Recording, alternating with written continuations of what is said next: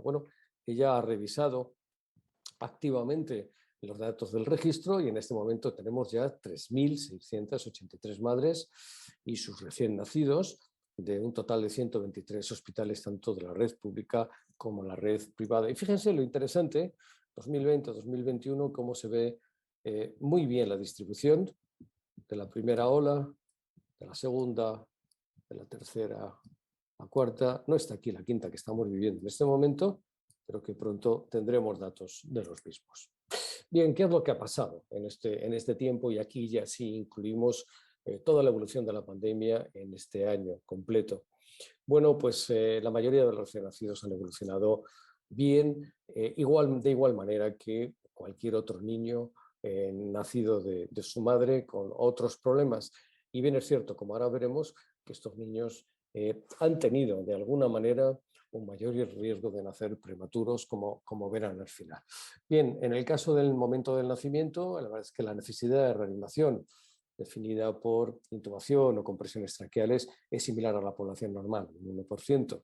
Se ha podido hacer clampaje tardío del cordón umbilical en el 67% y cuidado piel con piel en el 77% de los casos.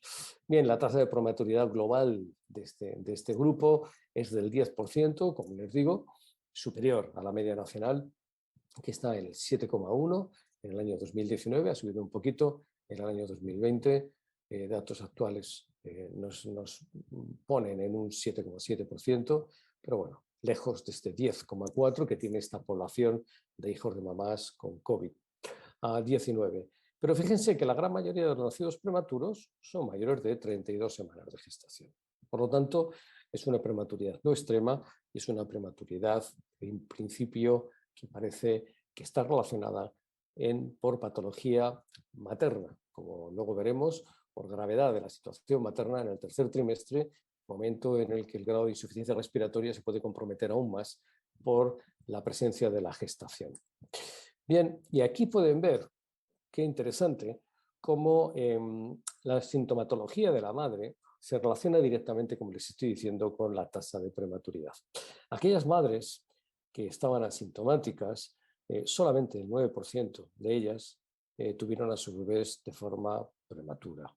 El 9,3% con síntomas leves, síntomas moderados 17%, y aquí ya nos vamos a un 69% en situaciones de gravedad de la madre, normalmente con neumonía bilateral y fallo respiratorio hipoxémico, generalmente en el tercer trimestre. Y pueden ver cómo la evolución de la tasa de la prematuridad desde la primera ola, que la tenemos aquí, marzo de 2020, hasta mayo, está cerrado el registro, mayo de 2021, claramente ha ido disminuyendo desde ese 26% al principio de la pandemia, hasta, fíjense, en estos meses últimos, estamos en un 5,6, 4,1. ¿Qué significa? Que estamos viendo cada vez más mamás asintomáticas que llegan al término de la gestación. Por lo tanto, la tasa de prematuridad ha disminuido hasta por debajo de la media nacional. ¿Qué ha pasado o qué está pasando con los recién nacidos? Bueno, de los 3.758 ha habido 13 fallecidos. En ningún caso refiere el registro que estos fallecimientos tengan relación directa con la enfermedad, sí con la prematuridad extrema en algunos de los casos y una muerte súbita después del nacimiento. Pero fíjense que el 84% son asintomáticos y el 15% son sintomáticos, pero la sintomatología incluye la prematuridad. Fíjense que los asintomáticos prácticamente en todos se ha hecho booming, cohabitación conjunta de la madre y el niño, o se ha cuidado con un cuidador sano cuando no ha podido ser por la madre. O se les ha hospitalizado, y estos son muy pocos niños, debido a problemas en el hospital, donde hospitales quizás no tenían la infraestructura suficiente para tener habitaciones de aislamiento, de hospitalización conjunta madre-hijo. Y al final ingresaron en el hospital 585 casos. Bien, ¿cuál es la posible positividad de la transmisión o al menos del virus postnatal o intraútero? Perdón. Bien, si miramos nuestros datos, de los 3.745 que tenemos registrados, hay 90 positivos al nacer que se hacen negativos 36 y solo quedan 11 como positivos reales. de los que se hace el test, nada más nacer y son negativos, pero luego se positivizan, hay 23. Bien, si nosotros sumamos estos 90 más 23, podríamos hablar de un 4,6% de positividad, pero si tomamos nada más que estos niños, los 11 y los 23, la tasa de transmisión estaría en el 1,2. Realmente, si podemos decir que hay transmisión vertical, es posible que la haya, pero desde luego es rara, es poco frecuente, y al menos lo que hemos visto nosotros es que la sintomatología de estos niños ha sido, si acaso, leve o relacionada con patología probablemente independiente de la infección SARS-CoV-2 de su madre. Por lo tanto, con el registro global que hemos hecho en la Sociedad Española de Neonatología y que hemos publicado tanto en Pediatrics como en Frontex Pediatrics, lo que sí podemos decir es que los niños que han nacido de sus mamás COVID, en la gran mayoría de los casos se puede hacer cuidado piel con piel después del nacimiento, clampaje tardío del cordón umbilical, cohabitación conjunta con su madre y alimentación directa al pecho sin que haya complicaciones. Y que desde luego la mayor patología que hemos encontrado nosotros relacionado con las mamás SARS-CoV-2 está en precisamente la insuficiencia, el grado de insuficiencia respiratoria de las madres, que ha provocado fundamentalmente en el tercer trimestre un aumento de la tasa de prematuridad por haber tenido que terminar la gestación. Es raro que hayamos visto que haya que terminar la gestación de manera muy precoz. Por lo tanto, la prematuridad extrema no la hemos visto relacionada con la infección SARS-CoV-2 en las madres. Todo este trabajo enorme se debe al trabajo de muchas personas. Aquí tienen tanto la Junta Directiva de la Sociedad Española de Neonatología como el Comité de Infecciones, coordinado por la doctora Belén Fernández Colomer, y el grupo de hospitales al que pertenecen el registro. Bien, aquí les voy a mostrar, como les comenté al principio, los datos que durante la primera ola obtuvimos en nuestro hospital. Como les digo, es un hospital grande, universitario, público, que atiende a una población cercana a los 5.700 nacimientos, pero que recibe una gran patología de alto riesgo. Bien, durante la primera ola nos vimos absolutamente superados por esta patología en cuanto a la gravedad de las madres y el volumen de enfermos adultos. Pero no vimos niños enfermos y, como les he comentado, apenas vimos recién nacidos que venían de sus domicilios con infección SARS-CoV-2. Pero sí tuvimos que atender a muchos recién nacidos hijos de madres infectadas. Y aquí pueden ver cómo en el gráfico de la izquierda la relación entre ingresados y no ingresados, claramente los recién nacidos, pues tuvo mucho que ver con la prematuridad. Esto es, los recién nacidos que tuvimos que ingresar en nuestro centro fue normalmente porque habían nacido prematuros. La gran mayoría de los niños que nacen por encima de la semana 37 no precisaron hospitalización, pudieron hacer estancia conjunta. Habilitamos en el hospital circuitos limpios y circuitos COVID, de tal manera que las madres podían estar con sus bebés en la habitación solo para ellos durante el tiempo de hospitalización y luego marcharon al alta normalmente a las 48 horas y hicimos seguimiento de todos estos niños en los primeros 15 días.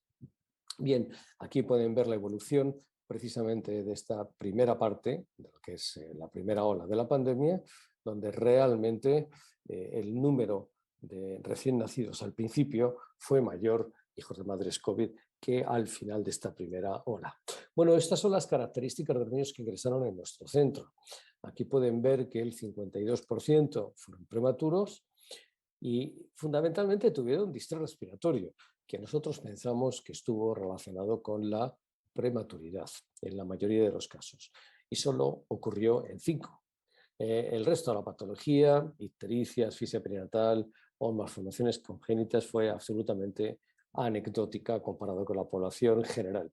Bien, nosotros hicimos test PCR en las primeras 48 horas a todos los niños nacidos de mamás con COVID y en todos fue negativo. Y en el seguimiento solo se positivizó un bebé después del alta hospitalaria. Bien, les voy a mostrar finalmente los datos de un gran estudio que hemos coordinado desde el Hospital General Universitario Gregorio Marañón, con fondos del Gobierno de España, del Ministerio de Ciencia e Innovación, del Instituto Salud Carlos III. Ha sido coordinado por nuestro centro. La investigadora principal pertenece al servicio de infecciosas de nuestro hospital pediátrico y ha sido capaz de coordinar a un grupo importante de hospitales profundizando en la patología que pueden tener tanto las madres como los recién nacidos durante esta primera fase de la pandemia. Son los primeros resultados que les voy a mostrar, pero aún así el estudio sigue vivo. Se están mirando de forma bastante profunda ya no solo la descripción de los casos, sino la presencia o no de viremia, la presencia de virus también en placenta, en leche, etcétera, etcétera. Y lo que les voy a mostrar ahora es la primera parte de lo que hemos obtenido en este estudio. Iciar Carrasco ha sido la persona que ha elaborado esta publicación y el estudio lo coordina nuestra querida doctora experta en enfermedades infecciosas, la doctora Marisa Navarro. Bueno, este proyecto, como les he dicho, incluye bastantes hospitales de la Red Nacional de Hospitales con fondos del Gobierno. Y aquí pueden ver las características de las mamás, que es ahora quizás lo que más me interesa mostrarles, por el mensaje final que me gustaría dejar en esta charla. Bien, como pueden ver, estamos hablando de los meses de marzo a julio del año pasado y aquí viene la tasa de positividad y la presencia de neumonía, ausencia de síntomas o presencia de síntomas. Bueno, pues como pueden ver de nuevo, la primera parte de la pandemia había un porcentaje muy importante de mujeres que venían graves, con neumonía, con sintomatología, y que esto es lo que generó a todo el país pues una sobrecarga importante de trabajo en las unidades perinatales. Bien, en cuanto a la incidencia o no de prematuridad relacionado con la neumonía en las madres, pues es muy interesante, como pueden ver, de 105 infecciones maternas que analizamos en este ensayo multicéntrico, en este estudio multicéntrico, y 107 recién nacidos, pueden ver cómo el 20% de las madres tuvieron neumonía. Tuvieron nacimientos prematuros. Una tasa muy elevada, de nuevo les recuerdo que la tasa nacional de prematuridad está en el 7,1 en este año, sube como mucho a un 7,4, 7,7%, pero 20,6 es una tasa muy alta. Pero lo que pueden ver, y esto es llamativo, cómo la prematuridad se relaciona claramente con la presencia de neumonía en las madres.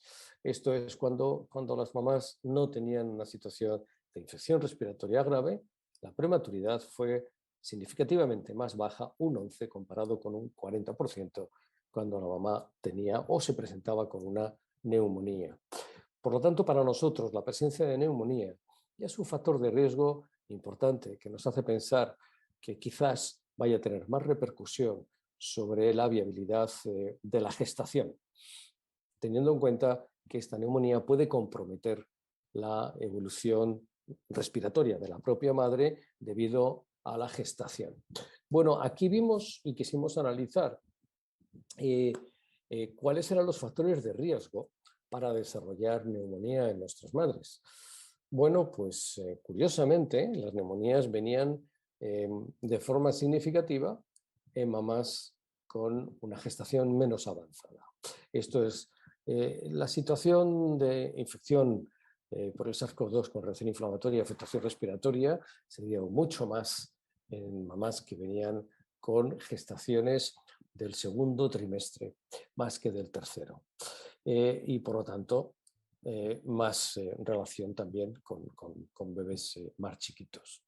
Bien, aquí pueden ver cómo la neumonía, hay un aumento claramente, lo que es una relación que es significativa con la tasa de cesárea. Esto es a mayor frecuencia de padecer una neumonía en la madre, con más frecuencia aumenta el riesgo de tener que hacerse una cesárea, normalmente por el fallo respiratorio hipoxémico, con un odds ratio que va entre 4,2 en el análisis multivariable al 5 en el univariable. Bien, y esto es lo que induce claramente que bueno, pues la prematuridad en el momento del nacimiento de alguna manera también se relaciona, aunque de forma significativa menor, con la presencia de neumonía. Intentamos evitar la cesárea, intentamos que la mamá aguante con su gestación y al menos alcance el tercer trimestre, se acerque casi al término, todo lo que podemos, porque la morbilidad asociada a la prematuridad, lógicamente, influye. Pero en cualquier caso, lo que manda es la situación luego respiratoria o hemodinámica de la mujer. Y aquí pueden ver cómo hay un riesgo claramente relacionado con la neumonía y la presencia de prematuridad, siendo unos ratios de 6,7. Aquí pueden ver las características de los recién nacidos en esta serie que publicamos pues hace apenas un mes o 2 meses, de 107. Bueno, no hay un impacto importante. Aquí hemos querido comparar simplemente los nacidos prematuros de los nacidos a término para que vean que la patología relacionada con la prematuridad es lo que prevalece. Realmente, bueno, pues son niños pues más pequeños, lógicamente, que precisan más ingreso a la unidad de cuidado intensivo, una estancia más prolongada en la unidad de cuidado intensivo y poco más, podemos decir. Así que realmente el perfil de la prematuridad relacionada con la infección SARS-CoV-2 en las madres es un perfil muy semejante o muy parecido al que podemos ver en la prematuridad estándar de cualquier otra patología. Por lo tanto, lo que podemos decir es que realmente esta enfermedad a quien afecta es a las madres. La afectación a los recién nacidos pues está más en relación con el nacimiento prematuro o el nacimiento muy prematuro en algunos de los casos que con la infección realmente por el SARS-CoV-2. La placenta es una barrera importante en este caso que de alguna manera, no sabemos muy bien por qué, frena la transmisión vírica, pero no, y esto hay datos recientes que sí lo sugieren, la transmisión de lo que es la tormenta de citoquinas. Pero la verdad es que la transmisión vertical al feto es una transmisión muy probablemente muy baja. Y lo que sí puede ocurrir es que quizás algunos de los síntomas que hemos visto de distrés respiratorio o de patología transitoria en el recién nacido se deban más a la combinación de prematuridad con tormenta de citoquinas que a la propia infección o la propia afectación del propio virus. En esta serie de 101 recién nacidos, el test que se hizo en las primeras 24-48 horas, en todos ellos fue negativo. Por lo tanto, es muy difícil pensar que el riesgo de transmisión sea alto. Así que lo que estamos viendo a veces es una patología más relacionada, como he dicho al principio, insisto, o por la prematuridad o por la tormenta de citoquinas que sí puede afectar al recién nacido. En el seguimiento, el control que se hizo a los 15 días de todos estos niños, en 61 de ellos, solamente hubo un positivo. Este es un caso interesante. Este es un niño cuya mamá había sido positiva 24 horas antes de llegar al hospital, pero se deterioró muy deprisa y hubo que hacer una cesárea urgente por este deterioro respiratorio y la mamá fue trasladada inmediatamente a la unidad de cuidado intensivo. Por lo tanto, el bebé no tuvo contacto con su madre en el posparto inmediato. Este bebé estuvo en el hospital, pero se le dio de alta enseguida. Fue negativo después de nacer y estuvo en cuidado domiciliario por sus familiares y se positivizó a los 15 días. Por lo tanto, lo que sí vemos más es la transmisión postnatal. En cualquier caso, este bebé tuvo una evolución favorable y no ha tenido sintomatología. De este estudio es importante y me gustaría resaltar cómo la neumonía materna aumenta el riesgo de mortalidad, tanto de las madres como de morbilidad materno-neonatal. Lo que sí hemos visto es que en las mamás embarazadas con infección SARS-CoV-2 tienen una evolución peor que mujeres con un perfil semejante no embarazadas.